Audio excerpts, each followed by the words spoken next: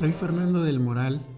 Bienvenidas y bienvenidos a este espacio de la 4TV donde compartimos la historia contigo.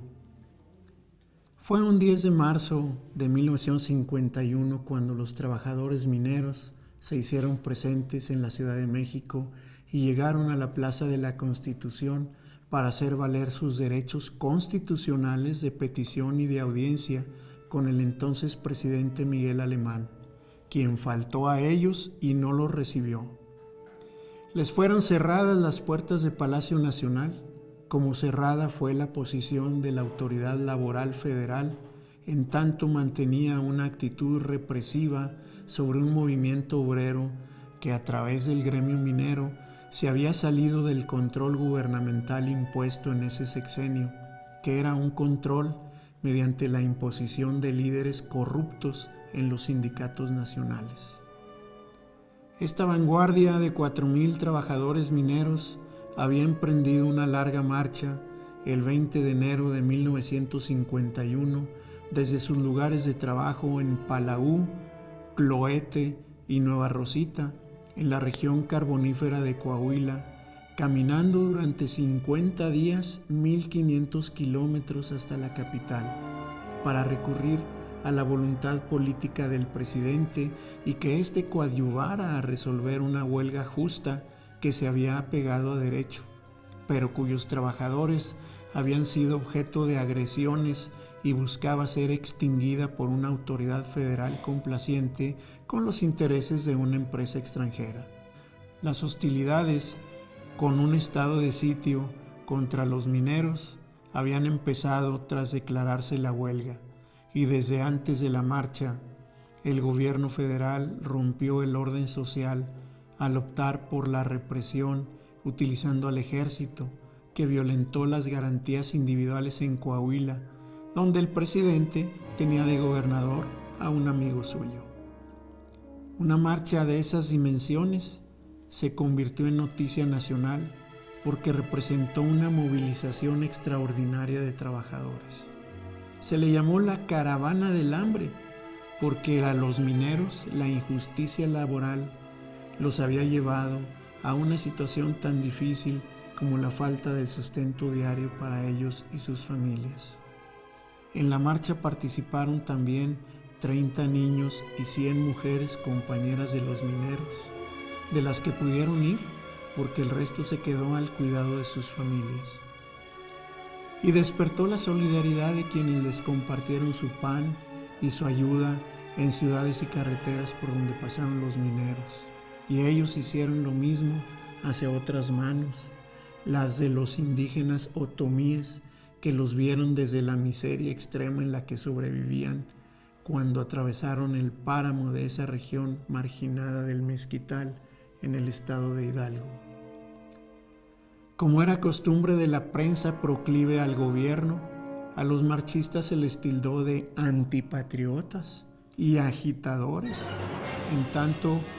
otra prensa voluntaria, emergente y solidaria generaba volantes e impresos para la comunicación indispensable de los mineros en la difusión al público de sus legítimas demandas, como fue en las 30 ediciones de su Diario del Campamento, ilustradas por Guasp, Alberto Beltrán y Leopoldo Méndez. De esa prensa militante salió la obra creada en el Taller de Gráfica Popular, una poderosa imagen que se mostró como bandera del movimiento, expresada en la figura de un minero que protege a una mujer y a un niño, y que con una actitud firme y decidida enfrenta con su brazo izquierdo al fusil que desde el extremo de la derecha los amenaza. Durante su estancia en la capital, el gobierno eligió un parque deportivo como su campo de concentración para supuestamente asistirlos, pero con la finalidad de tratar de aislarlos del contacto social, en tanto les demoraban una resolución a sus peticiones, que no llegaba, hasta que los conminaron al siguiente mes a un forzoso regreso a Coahuila, pero no en vagones para transportar ganado en un tren, que los trabajadores, indignados, rechazaron. Esa fue la respuesta de un gobierno autoritario que reprobaba cualquier demanda, aunque ésta fuera legal, pues para ello imponía sus órdenes a las Fuerzas Armadas, a los poderes legislativo y judicial y a todos los gobernadores. Los mineros de la gran huelga minera en Coahuila nunca se rindieron. Su movimiento reivindicador fue reprimido por una colusión de intereses empresariales y oficiales en su contra.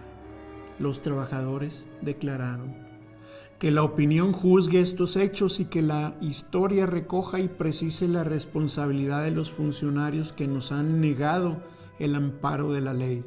que a todos los mexicanos tienen derecho y nos han hecho víctimas de la injusticia.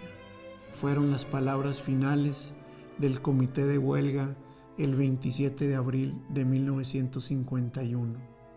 Se iniciaba así en México un largo periodo contra todo gobierno, contra todo movimiento social, que por más justo que fuera, debía ser asfixiado por un gobierno que no admitía disidencias. De los 5,000 trabajadores en huelga, se recontrató solamente a 800, y todo el resto, con sus familias, se vieron obligados a un desplazamiento forzado y a emigrar para sobrevivir. Gracias al reportaje de la marcha, publicado por José Revueltas, y lo que después investigaron y escribieron Mario Gil, Daniel Molina, Victoria Novello, Luis Reigadas y Antonio Abitia, sin olvidar al destacado protagonista de la marcha, Agapito Maltos Cruz, compositor del gran corrido de los mineros, en 289 cuartetas, así como el importante testimonio del militante obrero Camilo Chávez, publicado por Perla Jaimes, y las únicas imágenes filmadas de la marcha que conservaron trabajadores mineros, y empezó a difundir el documentalista Gonzalo Infante a fines del siglo pasado, porque gracias a su iniciativa podemos verlas hoy. Esta épica del movimiento obrero mexicano no ha sido olvidada. La aportación histórica de esta marcha de la dignidad minera